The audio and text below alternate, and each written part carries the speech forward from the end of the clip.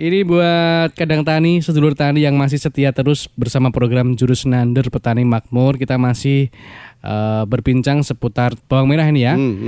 Kita sudah membahas seputar pemilihan benih, persiapan lahan di awal ya, seputar tanaman bawang merah ini. Kemudian proses pemeliharaan atau perawatan. Sekarang kita sudah sampai di fase-fase untung atau rugi. Mas, bahasanya final lagi gitu. Atau proses panen dan juga pasca panen. Ini silahkan, ini saya serahkan pada ahlinya ini. Jadi saya kembali ke diskusi kita di awal tadi sebetulnya. Ketika kemudian tanaman kita bibitnya unggul, kemudian berkualitas, lahannya juga siap, lahannya juga sudah kita siapkan, kecukupan nutrisi bagi tanamannya sudah kita siapkan, kesehatan lahan untuk menjaga lahannya lebih aman dari serangan hama dan penyakit sudah kita lakukan gitu. Lalu pengaplikasiannya pupuk juga sudah sesuai gitu. Satu hal yang sebetulnya menarik adalah ini karakter ya. Karakter itu apa ya? Kebiasaan menjadi sesuatu atau yang lumrah gitu. Pola gitu ya Pak. Pola. Ora urusan nandur, tidak hanya urusan bercocok tanam, tetapi urusan diri kita sendiri. Itu kadang-kadang sama, Mas. Samanya bagaimana? Kadang-kadang kita abai terhadap menjaga kesehatan kita. Beli vitamin, makan makanan yang sehat itu eman. Dengan bahasa alah iki enak penting lah kena dipangan gitu. Penting enak, penting wareg gitu. Sebenarnya tahu gitu Pak. Walaupun mungkin mohon maaf ya berbahaya, walaupun mungkin kurang sehat. Tetapi ketika sudah jatuh sakit, nyuwun sewu, biayanya jauh lebih tinggi. Contoh sekarang, kita makan sayur yang sehat, kemudian kita berpola makan yang sehat, memilih bahan makanan yang sehat, mungkin agak mahal sedikit. Rutin kontrol, rutin melakukan check up, kemudian memilih makanan yang lebih aman untuk dirinya. Artinya kalau diabetes ya karbohidratnya juga akeh, glukosanya juga akeh. Lek duwe darah tinggi ya lemak ya diukur aja nemen-nemen gitu. Itu kadang-kadang untuk melakukan pemeriksaan secara rutin, menjaga kesehatan gitu eman. Alah. Tapi lek wis lara, Mas, nyuwun sewu, sapi lali kandange, BPKB lali montore. Ya tenan iku. Kadang-kadang sertifikat lali omahe gitu. Artinya apa? Jangan ini terulang untuk kesekian kalinya dalam rangka melakukan budidaya. Ketika kemudian kita sampaikan menambahkan produk bolo tani gitu, alah wingi ngono ya ora apa-apa. Nah itu kan. Padahal kita sampaikan salah satu kelebihan kita adalah menjaga daya tahan tanaman, menjaga kesehatan tanaman dan lahan sehingga lebih aman dari serangan hama dan penyakit. Nah, tetapi bayangkan ketika di tengah perjalanan tanamannya bermasalah. Wilo obat rego piro wae disasak. Karena wedi ora panen wis kadung ngetokne duit. Lah nyapa kok ora kata awal-awal ini nggunakne bolo tani. Apalagi kalau tanaman bawang merah ini ya. Iya umure gur swidak dina. Gitulah. Nah, ini juga yang akhirnya saya dalam kesempatan ini ingin menjelaskan kalau kemudian teman-teman bercerita bolo tani produk pupuk sing larang. Mosok setengah liter regane 100.000. Ngono kan. Sebetulnya kalau kita hitung secara matematis produk bolo tani ini tidak mahal karena penggunaannya hanya 1-2 mili per liter air.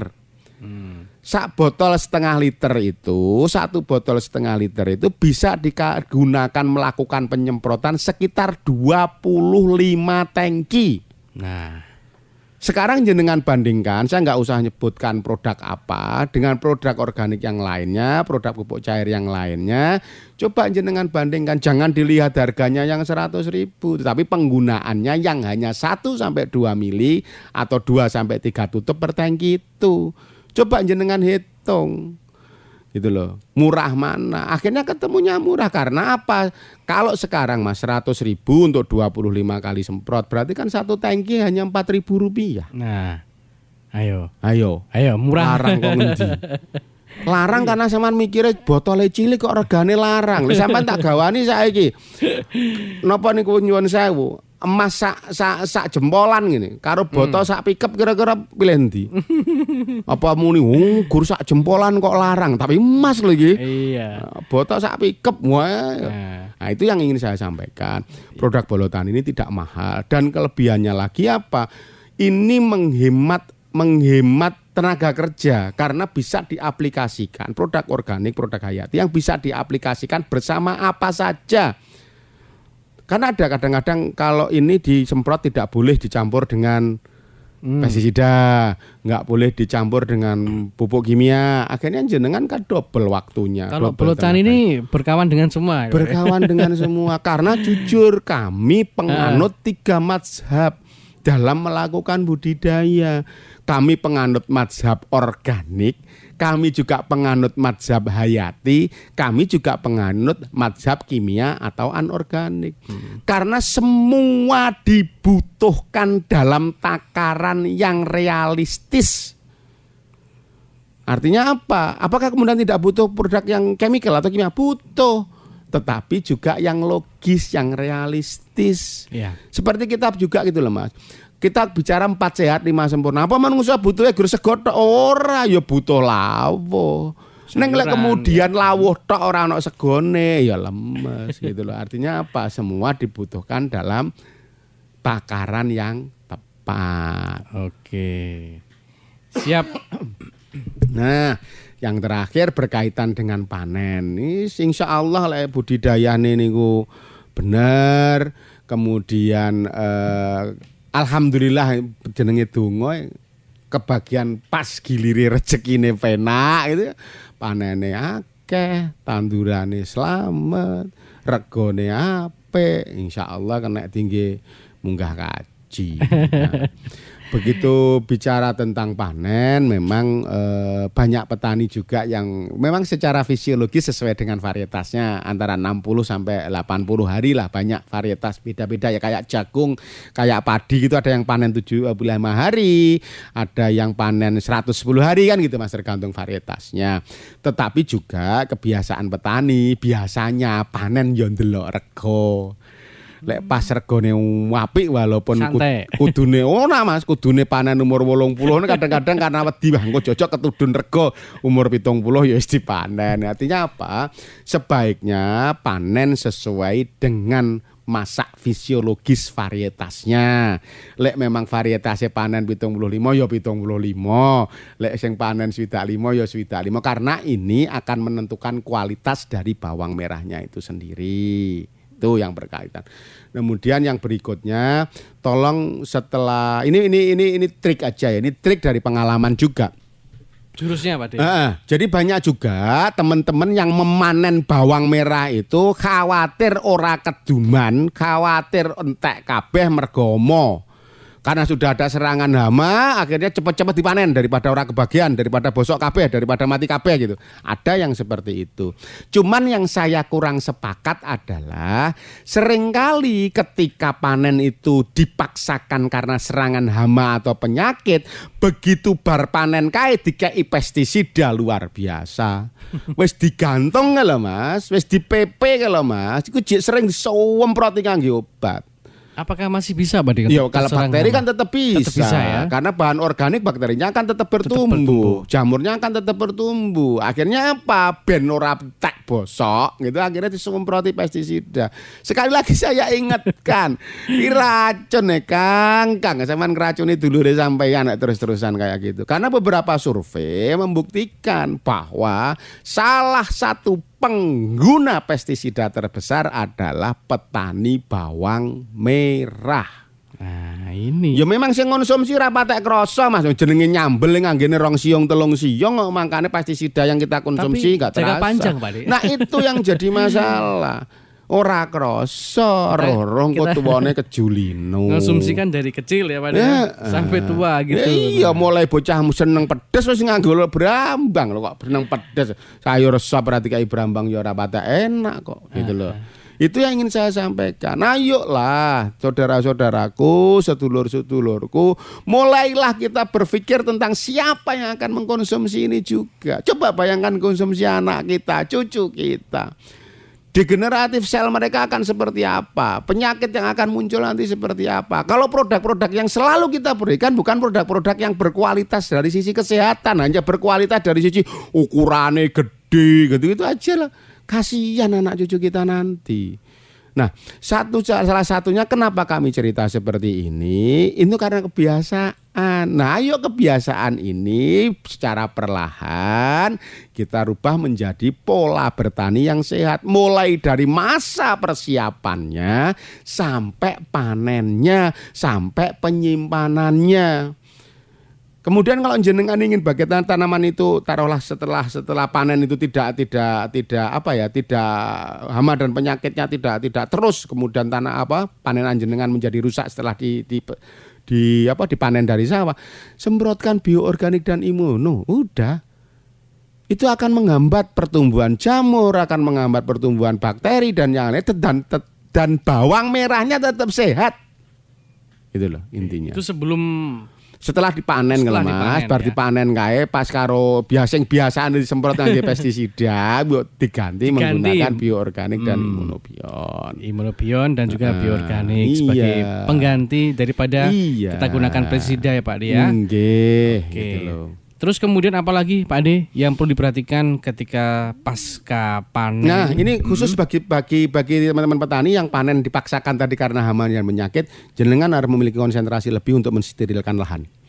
Ojo kesusu ditanduri meneh apa meneh lemah sewan ngoyak wektu ndang balik yang sing duwe. Sterilisasi dulu lahannya. Caranya gimana? Salah satu steril yang luar biasa itu adalah sinar matahari. Jadi olah lahannya, biarkan lahannya terpapar matahari cukup lama, beberapa hari untuk mensterilkan lahan. Setelah itu baru jenengan bisa mempersiapkan olahan lahan berikutnya. Oke. Posisi mana Feb?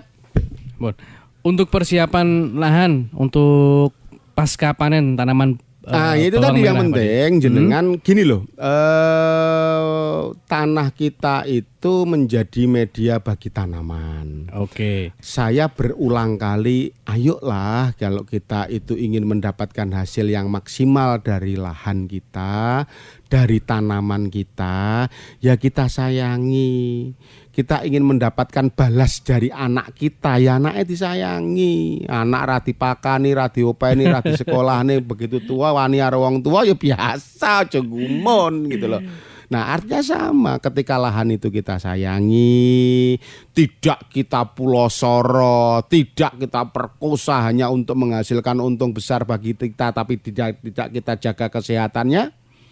Lahan juga seperti itu, tanaman juga seperti itu. Makanya berulang kali saya selalu menggunakan bahasa yang sederhana Mas Febri. Ajak tanamanmu untuk bicara. Lihat tanamanmu, dekne kurang opo, dekne butuh opo, dekne kena opo, ya diamati. Jadi ke sawah itu ora gur ninggal ngomah ngenteni wong mateng segone. Jadi memang ya diamati tanamannya.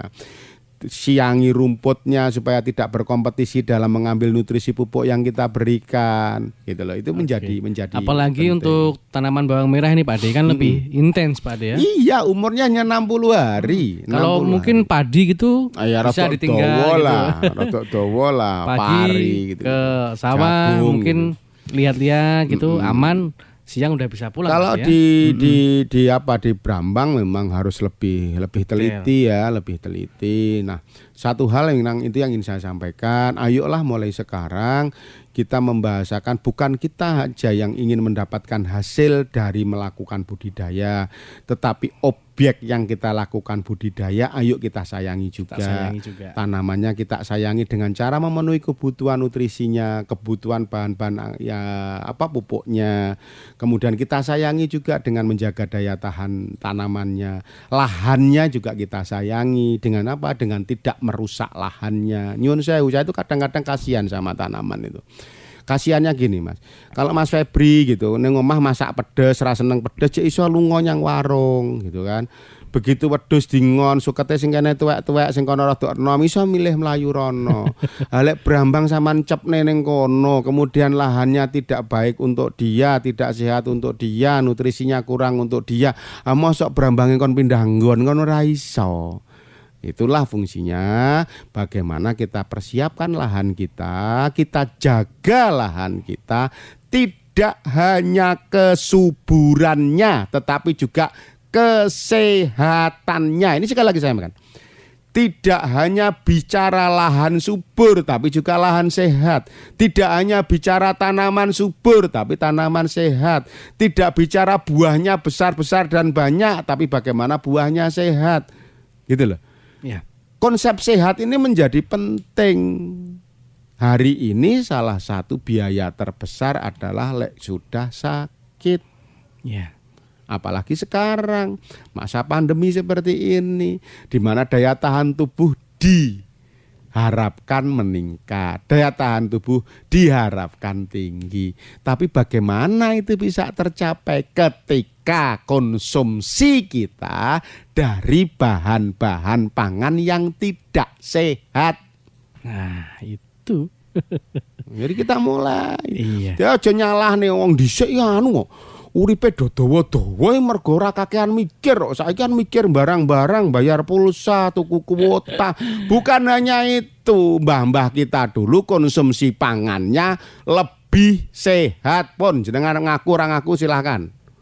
Ya. Nah, sekarang kita kembalikan, ayo.